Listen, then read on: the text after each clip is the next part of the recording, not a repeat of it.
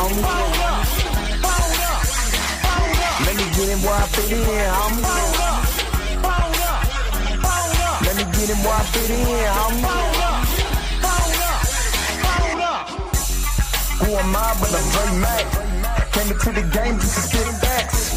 Into the space that I'm in. They got me by the Drake cause I'm cold with the pen. I run no diamonds but I still shine. You can dig me cause my bar's mine. My tracks flame like a dilute. I on the floor and I'ma tell these niggas warm blue. I'ma throw with a gas leak. Camouflage in the mist but you smell me. One spark and I bet you I'ma blow up. They throw my name around, get stupid and you go dumb. No rest for the weary. A bunch of thinking in us, man, but you can't see me. You rather drink than go pull up, but drink a knife through the game, homie. Let me get him where I fit in, homie. Let me get him where I fit in, homie. Let me get him where I fit in, homie. Let me get him where I fit in, homie. I came to eat at the a la carte. Got stripped of a bear, call me brainstorm. Then I come together like a Voltron. Then I pour all the planks, you just set the con. Straight rappers to retreat like Cobra. 80s they can float, they like up in the storage and I'm man. Up, down, then I'm cheap. You a beast, man. I take a beat in. Then you turtle back, turtle glance, get defeated. Hop in my ride, you can call me Night Rider. You can never stop me, cause I'm a guy bomb. Bad attitude like a rocket, my whole to the A, and I bet you can stop us. LL bad when I go and show up. You can hear the haters in the back. Let me get him where I fit in, homie. Let me get him where I fit in, homie. Let me get him where I fit in, homie. Let me get him where I fit in, homie.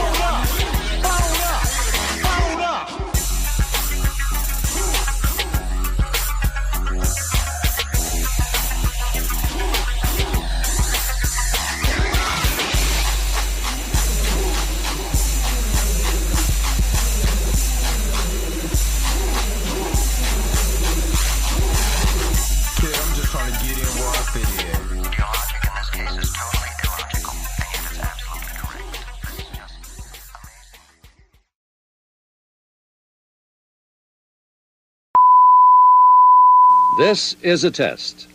This station is conducting a test of the emergency broadcasting system. This is only a test. Taste the biscuit. Taste the goodness of the biscuit. Taste the honey sauce. Taste the goodness of the biscuit with the honey sauce.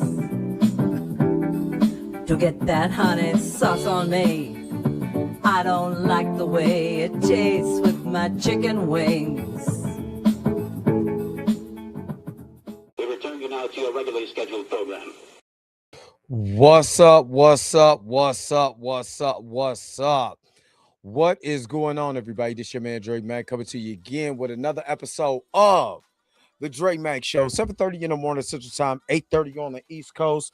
And if you're on the West Coast right now, go ahead and get up, because you already know that the early bird gets the worm. And on today, I'm going to go over the conversation that was going on yesterday that had to do, and now the video is gone now.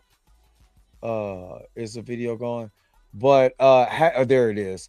Had to do with everybody getting super excited that Ted Sorrento said that James Gunn's Superman underperformed, it failed, whatever the case may be. But we're going to dive a little deep into this. I'm not saying that he is wrong, but let's dive deep into what is going on when Ted Sorrento's, what he actually said, and what people are going forward with. So that is going to be the conversation today. So hopefully you guys are happy. Hopefully you guys are healthy. Shout out to my man Heavy Gant over at the Heavy Gant Reacts channel, but you already know how I do. The real question is, are you ready? hating on my energy? Say why you hating on my energy? I don't think you wanna be my enemy. All right, all right, all right. And the first thing I'm going to do is go ahead and shout out everybody that is in the Chizat right now. Let me see who is all up in here. Let me see. Krisha Key, good morning, good morning, good morning. Marley Marr, good morning, good morning. Sheed is up here, good morning, good morning. Wavy Thames is up here, good morning, good morning, good morning. Q is not a robot, good morning, good morning. The admin. What's up? X-Man, Xavier Phoenix is up here. What's up? J. Carter. Good morning, good morning, good morning. My man, Judah Ben Israel, get up and tell him, get them likes up. Good morning, good morning, good morning. My man, Kev is up here, a.k.a. Bushy.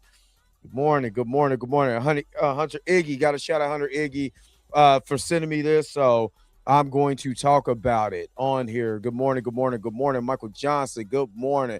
My man Justice No, good morning, good morning, good morning. Junior Network, good morning, good morning, good morning. My brother from another mother, my man aka Bruce Leroy, aka Jay Young, the life coach. What's up? What's up? Shades 280, good morning, good morning, good morning. Hamas, good morning, good morning, good morning. Let me see. Aggressively relaxing. Good morning, good morning, good morning. That's awesome. Let me see. Christopher, good morning, good morning, good morning. Thank you, thank you, thank you. All right, all right, all right. Because there is I don't understand the language. I'm not even gonna sit up here and hold it. But anyway, so again, thank you guys for tuning in the morning. Of course, you already know if this is your first time, we do a live show 7:30 in the morning, Monday through 7:30 in the morning Central Time, 8:30 on the East Coast, West Coast time. You're looking at about 5:30 in the morning. So if you up, the early bird is most definitely getting that worm. So, or somebody else getting the worm. I don't know. But but so this live is not going to be as long as our normal lives. I'm doing great. Thank you so very much, Shays. Thank you, thank you, thank you. Or this live is not going to be as long as normal. But I am going to dive deep into some of the talking points that is in this video and how some people are so excited to watch James Gunn that they believe that James Gunn is going to fail. What's up, Christopher? Even my homegirl, Tina Targaryen.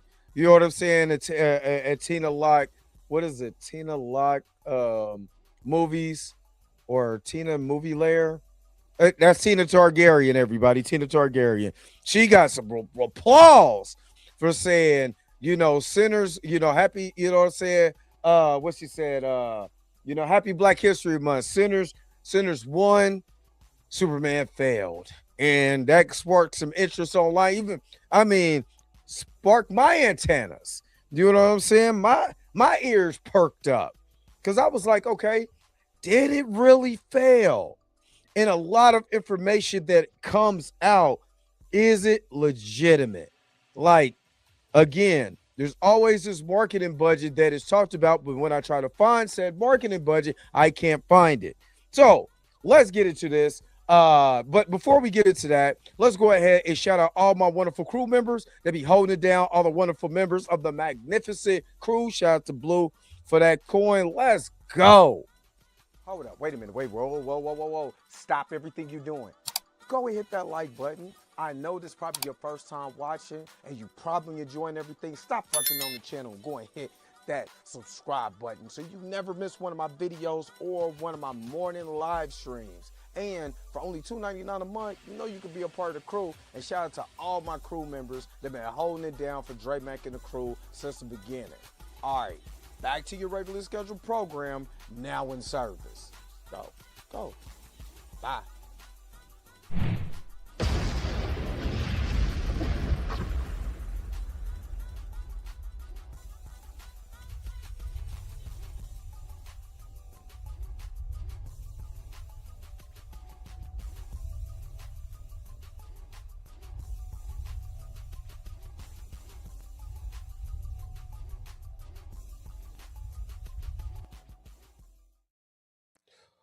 All right, all right, all right. And again, thank you so very much for all the magnificent crew members that legitimately hold it down for your man out here. And I really, really, really appreciate it, man. I really thank you.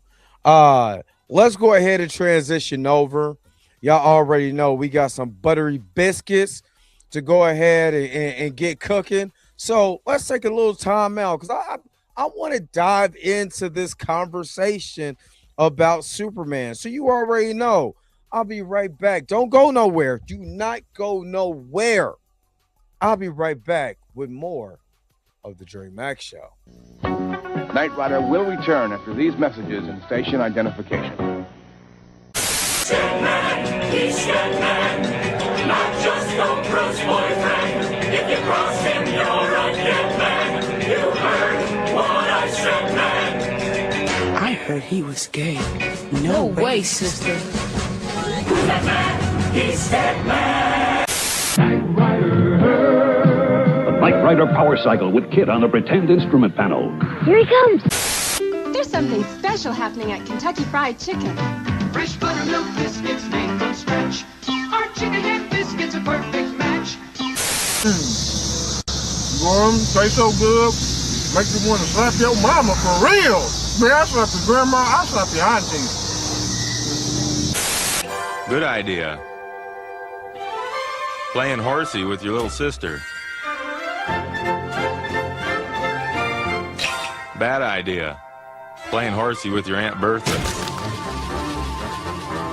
Let's see who's bad, man. Come on, let's go. Let's do it. I'll show you who's bad. Come on. You wear a disguise to look like human guys, but you're not a man, you're a chicken boo. Now the conclusion of I hate how they talk about you.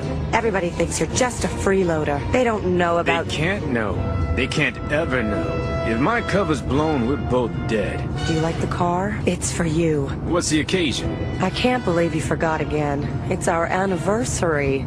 We've been engaged for 15 years. You know, I'd marry you tomorrow, baby. But it wouldn't be fair. Not to you or to the free world.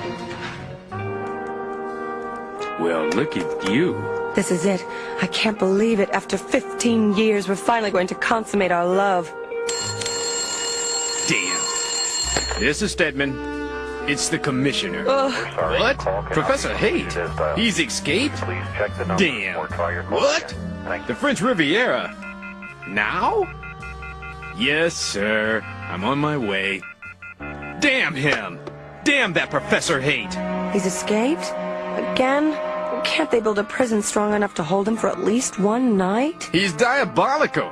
I must go. Can it wait just 1 hour? I want it so bad. 5 minutes. 5 minutes? Believe me, when we finally make love, I'm gonna take my time. It's gonna take all night long. But right now, I'm gonna need some money. How much?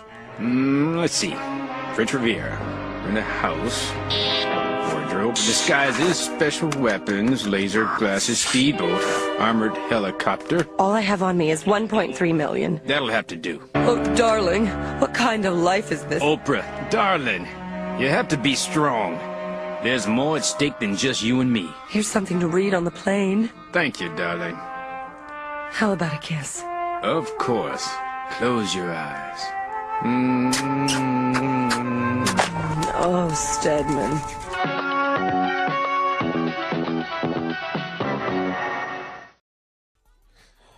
That poor Oprah. She can't get away from Stedman. He's diabolical. Don't understand why. I wish I can get somebody and get some money. Personally. Anyway, what's up, Erica D, aka She Loves Fantasy? Good morning. My girl Tina, aka Mintygasm. Good morning. You ain't missed nothing. We just now get it started. If you watch me on the mobile version, I am MODOK. All right. So the first thing I kind of want to get into is I want to show the video first. I want to show the video so we can kind of get into the mindset of what's going on with this. Why is this so important?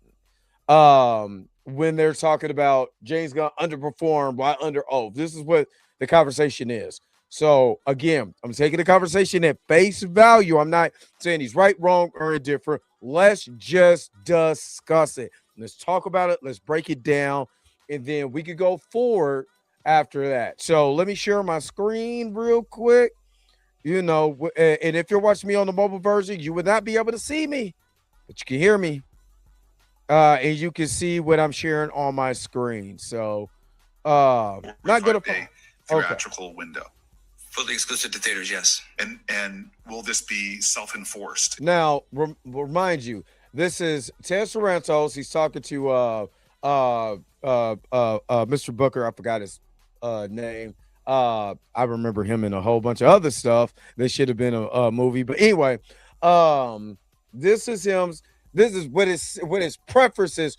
Ted Sarantos says Gunn Superman underperformed while under oath. Now, again, Ted Sarantos is the CEO at Netflix, right? He was not at Warner Brothers during the time of what was going on. Now, he's going to use information as far as the timing of the window that they opened from the time that was in theaters to the time of the digital release. So I want you to keep that in mind while we're talking about this. Let's continue. In other words, if you fall short of that. That is the industry. It is the industry standard for self-enforcement. However, routinely, movies that underperform, the window moves a little bit. And Superman was a little shorter window, and Sinners was a little longer window, but they still could refer to it as a 45-day window. Look, it don't matter whether you love this movie, you hate this movie, defended it, didn't defend it. Homeboy, CEO of Netflix, Ted Sarandos, who's trying to acquire Warner Brothers, which Superman was released under, just said, under oath, mind you, that Superman underperformed, so it got released digitally earlier, unlike Sinners, which overperformed. That is case closed. Case freaking closed. It don't matter what I said, what I did say, what I didn't say, what you said. It doesn't matter how you feel at this point, whether you love Superman, you didn't love Superman. Like, he said under oath and underperformed. Like that. That is crazy. Now, that doesn't mean that's not exactly what he said, but the DCU isn't successful. So I'm going to run it back too. I'm going to play this again. So don't get it twisted. It doesn't mean that, like, the DC cinematic universe isn't successful and, that James Gunn is not going to, be in charge of things going forward. It just means it didn't do, I guess, as good as they hoped it did. But that's just it. No matter how you spin it, saying that under oath is wild. Look, I want to make it abundantly clear. I am not backtracking on all the praise I gave this film. I still like Corin Sweat as Superman, the direction the DCU is headed, and what James Gunn is doing. But look, if Ted Sarandos, the CEO of Netflix, who's trying to acquire Warner Brothers, said under oath that the film underperformed, then it underperformed. He's obviously going to know a lot more than me. So it doesn't matter how I feel, how I don't feel. The facts are just the facts. Will this be a fully exclusive 45-day theatrical window? So he's saying this is out of context, but he's picking it up as they're talking about when they acquire Warner Brothers and start to release these films. These films got to go. Some of these films are going to go into theaters, right? Will it be a 45-day window, right? That's what the context of this is, right? That's the context. Let me finish and really listen what Ted Sarantos is actually saying, and let's look at the numbers after this. I don't want to listen to Homeboy. I understand what he's talking about, but Homeboy, what he has to say, I don't really care. This is Netflix leader testifies at Senate hearing on Warner Brothers deal. So they're trying to make sure what they're trying to, the congressional hearing is trying to say is, are you going to use Warner Brothers? And if you use Warner Brothers and they create movies, are they going to go straight to digital? Or are they going to be in theaters? And what type of window is going to be as far as a 45-day window, or what, you know what I mean? Is that still going to be the standard? Or is it going to be something different? That's what the conversation is. Not if Superman underperformed over Sinners, which I'm going to get into that. But that is the context. will you have films, right, that will either go straight to Netflix, or will they have a 45-day window? Will it be fair competition? Are you just going to buy this and then just, eliminate theaters altogether, which would be an absolute problem if they did? That's what the conversation is. Now let's continue. Fully exclusive to theaters, yes. And will this be self-enforced? In other words, if you fall short of that? That is the industry. It is the industry standard for self-enforcement. However, routinely, movies that underperform, the window moves a little bit. And Superman was a little shorter window, and Sinners was a little longer window. But so he's saying if he was using it as an example, so if you actually listen to the context of what he's saying, he said Superman. He's like certain movies that underperform. Superman, he was using Superman, got a shorter window than Sinners, right? But he's using that as context of if we do go against the standards, that it will move up. Now, let me just look, right? Since we got that, again, I don't want to hear what homeboy, because it just, I don't know. It's just, this is starting up the Snyder Call all over again, which is crazy. So I'm going to look up real quick how long did Superman stay in theaters? Oops.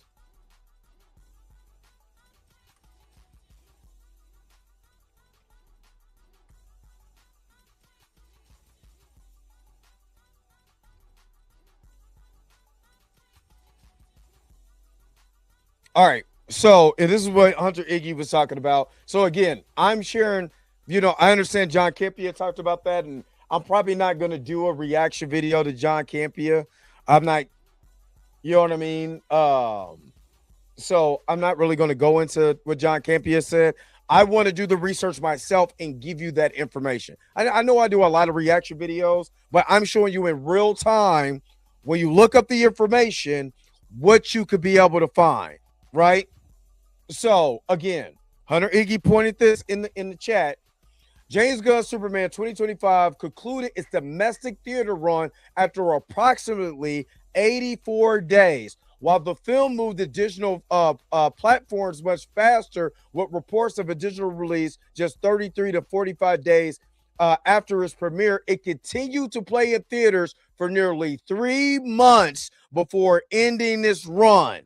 So again, do you see how much that homeboy went to go giggling, and I don't care if you like the movie or don't like the movie or whatever, you know what I mean? It's still, he said it underperformed. So if he said it underperformed and he's buying it, he knows more than I do. But a simple Google search would show that even though it got a digital release, it was still in theaters.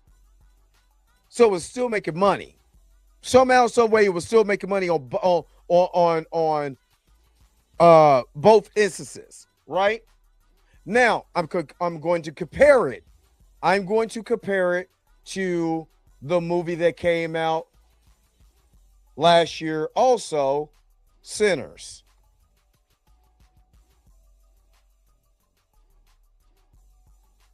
Take the 2025 out.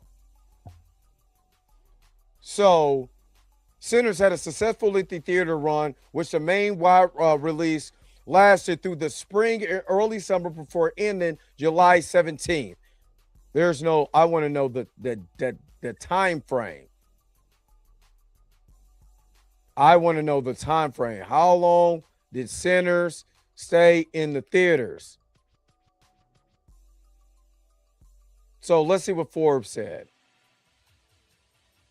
This is just how much it, God, I can't stand a lot of these big sites had a bunch of advertisement crap. All right, so let me just see. Okay, 68 venues, yada yada yada. So Warner Brothers had a budget of 90 million and spent somewhere between 50 to 60 million on marketing worldwide, Variety reported in August. So let's look at Variety, because I want to also, we're also talking about marketing too, but it doesn't say how long it stayed in the actual theater. If you guys can find it, you put it in the chat. You most definitely can put it in the chat. Let me see. It doesn't say how long it actually stayed. It just says it just gave a time frame, but not the actual numbers. So they said Variety, and we're talking about marketing. So I'm gonna go click this Variety article, and let's talk about marketing, right? Let me see. 68 million and 63 globally. Let me see. So it said because the studio spent $90 million to produce this film and roughly $50 to $60 million on global marketing expense, since theater owners keep half of the ticket sales, Sinners needs to gross around 200 to 225 million globally in order to break even theatrically, according to the knowledgeable sources. Cougar reportedly gives the director's first dollar gross, which means he gets a cut of revenues before the film is profitable. He cut a hell of a deal. Although Sinners is starting slow internationally, earning 15.4 million last weekend from 71 markets. Box office watchers believe the film glowing reviews will provide momentum. Need to stick around on the big screen. So the marketing budget. So let me also talk about marketing budget. Give me just a second because I'm about to pull something up.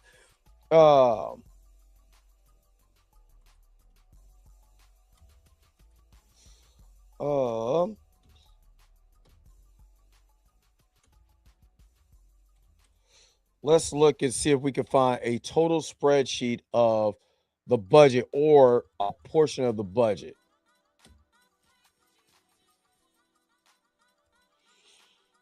All right. I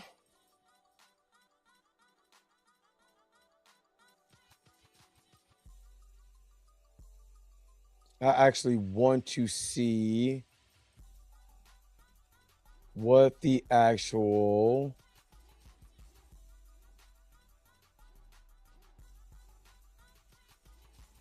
let me see.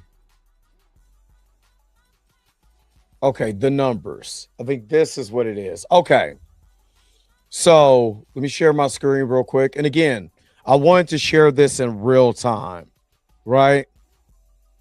I wanted to share all of this in real time. And the reason why I used Sinners, because Sinners had a budget of this.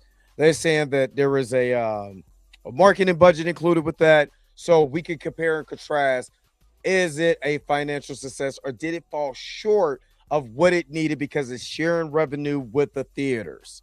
So obviously it had a total box office gross of 616 million, very short. And even James Gunn said it didn't need to hit 700 million to be successful. All right, so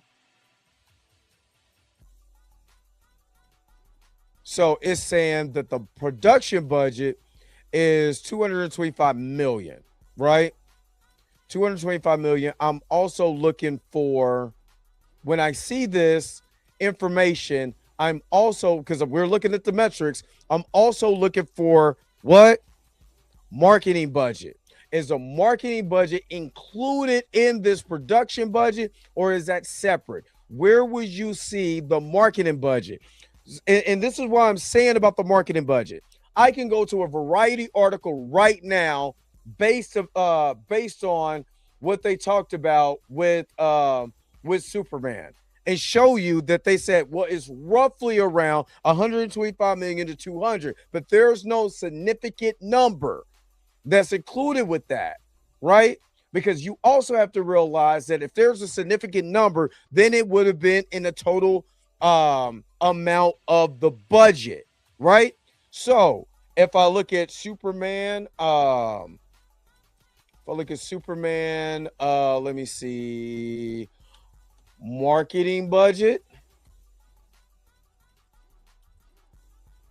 I love doing this like in real time with you guys, because then we all get to learn together and see what is considered a flop, what is considered a failure, and is Ted Sarantos, is he correct on that?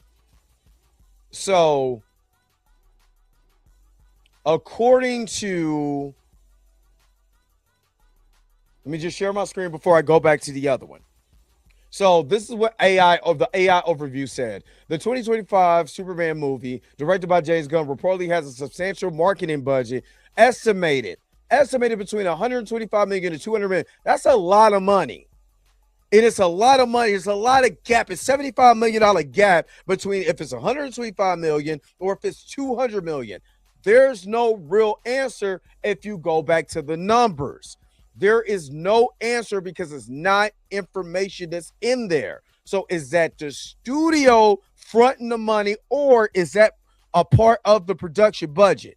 It can't be a part of the production budget because the production budget was 225 million. So if it's between 125 and 200 million, this movie could roughly be about 350 million, close to 425 million. That doesn't make sense in the total box office numbers to see if it failed or not, because we don't know. We don't have that number. And again, this is what the AI overviewer said, and whether they're getting this information from, let me see. This is IMDb. Let me see. I think it's Variety. No, the Hollywood.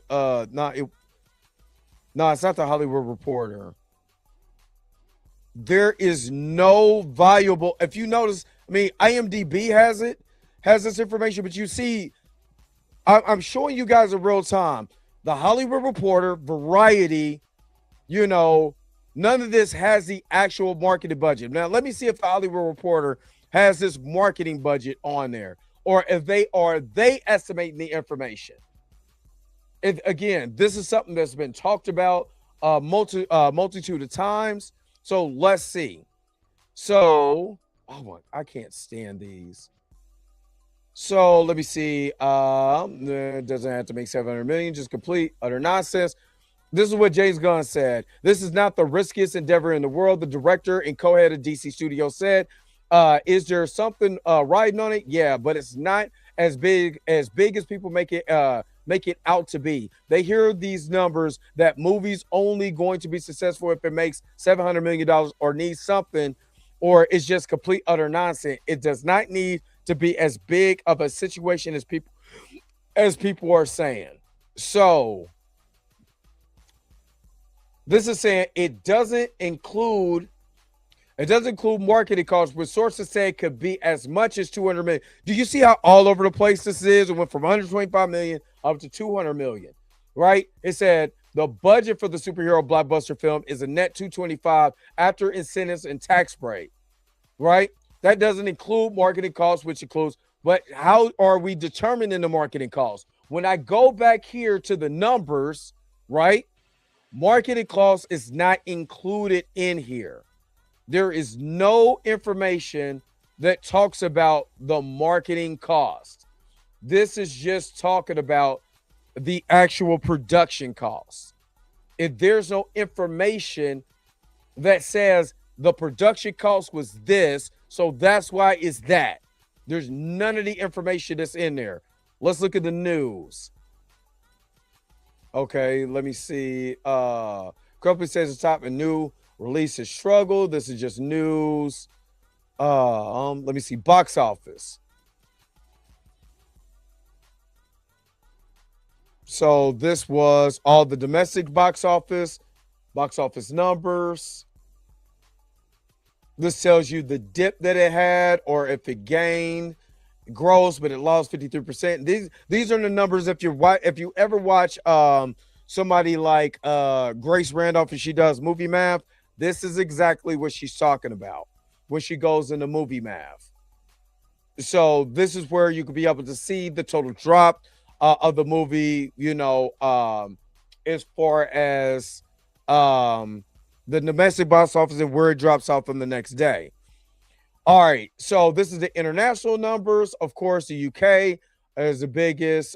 China only made box office numbers only 8 million, while the United Kingdom was $37 million. A part of this, so you could actually see the box office numbers. Then we got video sales. But I want to look at full financials, right? So it said full financial estimates for this film included domestic and international box office, video sales, video rentals, TV, and ancillary revenue are available through our research service at a cost. I'm not paying for that, so I get it. Now, when we're start talking about marketing budget, that's for you to sell the product, right? If it's for you to sell the product, then another way that you could be able to make your marketing budget back if since that is not part of the actual budget of the film, is if it's separate, then you know how you could be able to make your money back through merchandising, because you're selling the product as far as the movie. But the way that you make money, and everybody knows this, if anybody has ever watched a film, watched Marvel, watched DC, watched Star Trek, watched Star Wars, all of that, they make their money on the sales of merchandise. That's how, and what you don't see while people are talking about if this is a moderate success or not, because of the marketing budget, you know what they don't show? They won't show you the money that they made off of the merchandise. They would never show you the merchandising costs. They never show you the because again, if I say for instance, for the sake of argument, that I spent $125 million on this movie to market it. Well, the way that I could make that money back is through all this merch that I could sell, whether it's toys, whether it's t-shirts, whether it's whatever. I can always make that money back. So when people inflate this cost in there and they say, well, it's not including the marketing, then why aren't the merchandise sales added into that? Right? I mean, you got all kinds of ways that you could be able to make merchandise. I mean, make money off of merchandise. Even if you went in there, you bought a popcorn bucket. And say, for instance, that DC Studios or Warner Brothers get a percentage of the popcorn bucket, not the sale of the popcorn, because that's all money from the actual theater. They get a percentage off the popcorn bucket using the image of Superman on there. Let's say the popcorn bucket is $1. Let's just, for simple math, let's say the popcorn bucket is $1, right? And Warner Brothers gets 20 cents on the dollar, right? They get 80% plus how much they're going to sell for the popcorn, right? They're still making money. You know what I mean? Toy sales, hot toys, and all this other stuff, they're still making money. You know what I mean? It doesn't matter. They're going to make that money back that they use to market the film.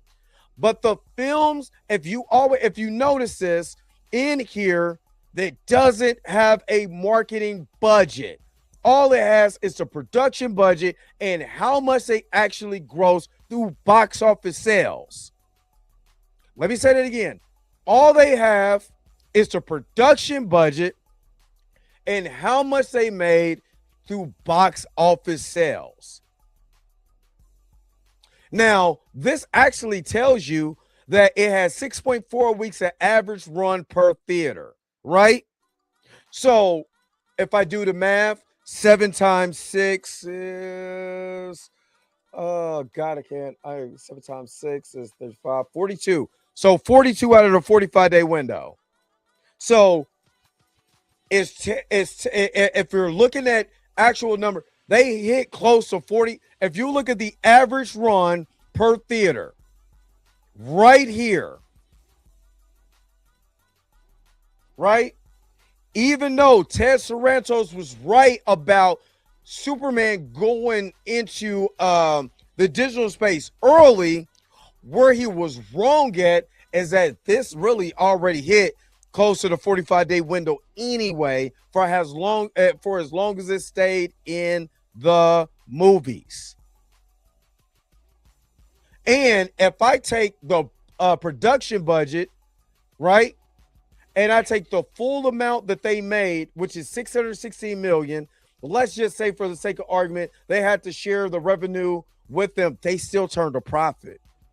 And if you still turn a profit, that is not a failure. A failure in Hollywood is when you don't turn a profit. I don't care if you made $1 or if you made $500 million.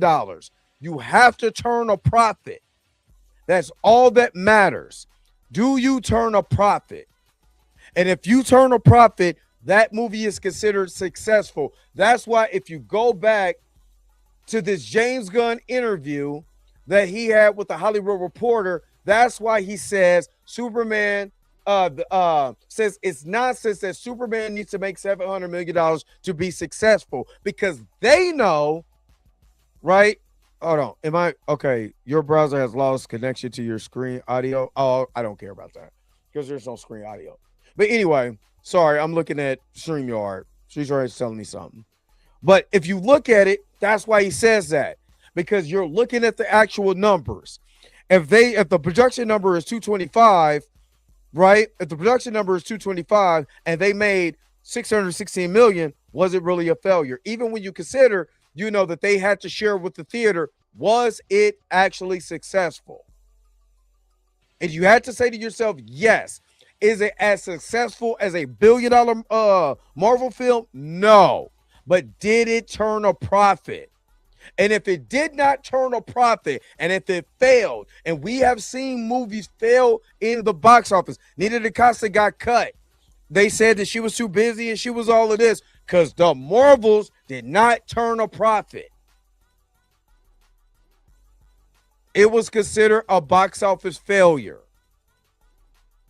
I want to say the last Aquaman movie did not turn a profit.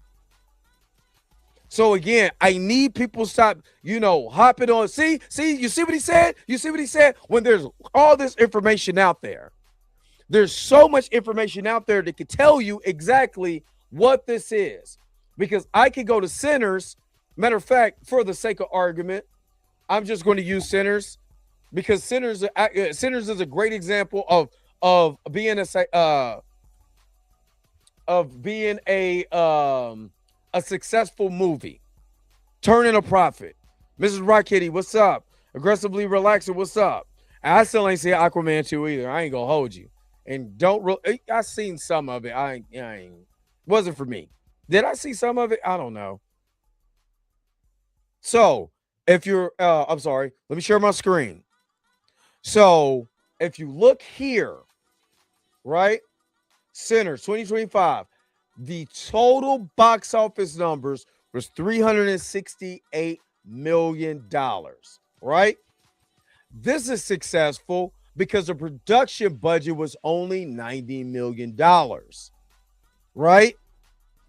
Now, you don't see marketing and all of that. Now, technically, it had a longer theatrical window on smaller screens than Superman. But we have to also understand that Sinners had a bigger buzz than Superman. Now, that could have been, what's up, Puma Lee? That could have been from what they call superhero fatigue or whatever. You know what I'm saying? But if you really think about it, Superman movies, typically out of the big three, Wonder Woman, Batman, and Superman's the only one that never had a $1 billion movie. Never had a movie that hit like that or got close to $1 billion. It's never. You know what I'm saying? It never is out of no matter if you're talking about Man of Steel or whatever. If you're a Snyder bro, none of those movies never even sniff close to that type of money, because Superman, even though he's one of the oldest and most popular characters of all time, has never hit with the audience. Hasn't never hit with the audience like Batman has. And Wonder Woman came out at a perfect time and it hit like gangbusters when it hit $1 billion or close. I think it hit $1 billion or close to $1 billion, but I want to say that first Wonder Woman movie with Gal Gadot hit $1 billion. And then they fell right on the sword. You know what I'm saying? They slipped on the banana peel, with Wonder Woman 1984. But this movie, box office numbers, it destroyed. This is where you make your money. Smaller budget, bigger outcomes. Teenage Mutant Ninja Turtles 1990 was one of the highest grossing indie films of all time. Why? Small budget, great numbers. And still one of the cult classics of all time. I went to go see that movie last year at the movie theater. For the 1990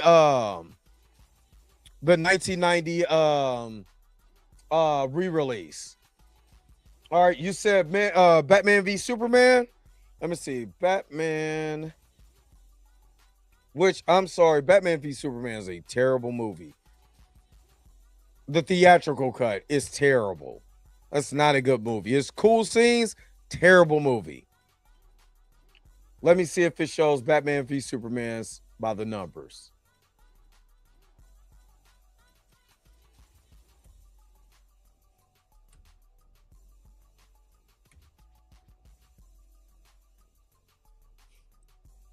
Let me see if it even pulls something up. Nope. I was about to say, did it get stuck on me? I don't know. I think it got stuck on me. Yeah, I think this legitimately got stuck on me because it won't do anything now. Oh yeah, and I'm going to go see Secret of the Ooze when it comes out. Give me just a second. Let me put my face back on screen and go back to MODOT mode. My thing is then with a lot of people, because again, a lot of people just do not like James Gunn. Tina Targaryen being one of them. She does not like Jimmy Gunn. Jimmy Gunn. You ought to say she's not a big fan. And she'll tell you that herself. She's not a big fan of old Jimmy. But, okay, there it goes. Donna Justice. All right. This is going to be the last one. And then I'm going to get, okay. Batman. All right. This is still a terrible movie. All right. And again, you have to understand the selling point of that movie was not Superman, but Batman. So, theatrical performance, $330 domestically, $544 million internationally, with a total gross of $874 million. $874 million. Roughly around Thor Ragnarok numbers. So still pretty good. You know what I'm saying? Pretty good theatrically. I don't like this movie at all. Let me take that back. I like the director's cut of this movie. I do not like the theatrical cut. It's boring. It's too many slow-mos. It's too much. It's not a good movie. To me, this is not a really good movie. You know what I mean? The ending is whack. You know, Anyway, I want you to look at something, though. Back then, and I think this was, 2016 when this movie? Yeah, 2016 when this movie came out. Pre-COVID, pre-all of that. Guess how long the window was? It's after 5.9 weeks. So almost, average run. The average run for this movie was 5.9 weeks, right? So 7 days, you know what I'm saying? 7 days a week, time five. That's 35. Well, let's give it 6, right? 7 days times 6 is 42. Same as Superman, 42 days. And it made more money in 2016 than Superman did in 2025. Even though a lot of us, unless you're just a really big fan of this movie, a lot of us will say that Superman is a better movie than this. As far as a movie, I don't care if you like the characters or not. The movie is just better to me. That's just my personal opinion. Let me not put that on y'all. So $874 million. We will call this a financial success because the production budget, which again does not show the marketing. It does not show the marketing, but the production budget was $263 million in 2016. Right? And this movie was a financial success, even though the movie wasn't that great. But again, you also have to take into consideration, because I want everybody to, and I'm about to put myself on screen. I want people to understand that there is a different landscape in 2016 when it came to superhero movies than it is right now in 2025. Let's all agree that superhero movies hasn't hit, let me say it, hasn't hit the way it did in 2016. No matter if it's DC or Marvel or whatever, it's not hitting the same, right? It's not hitting the same right now because, and I'm going to be honest with you, I really believe that Crescendo was really Endgame. Endgame was like, there's nothing that could have topped it as far as the experience of being in the movies, watching a superhero film, and actually getting, let me just show you on my shirt real quick. Hold on. I just want to do this real quick. Just so y'all know what I'm on today. And that's why I got that on. But anyway, so I just did that impromptu. But anyway, so the superhero landscape is just not what it was. Once we got through Endgame and the height of the superhero fandom was Endgame, was Infinity War and Endgame. Well, once you got post Endgame, and we start to see the oversaturation of superhero content, I'm just going to be honest. I've said this before, and I'm going to say it again. Disney was trying to pump out just material after material like there were no limit. You would never hear from a lot of these people ever again. Let me just get content for my streaming service, which was a massive failure, right? And then you had other genres that were taken off.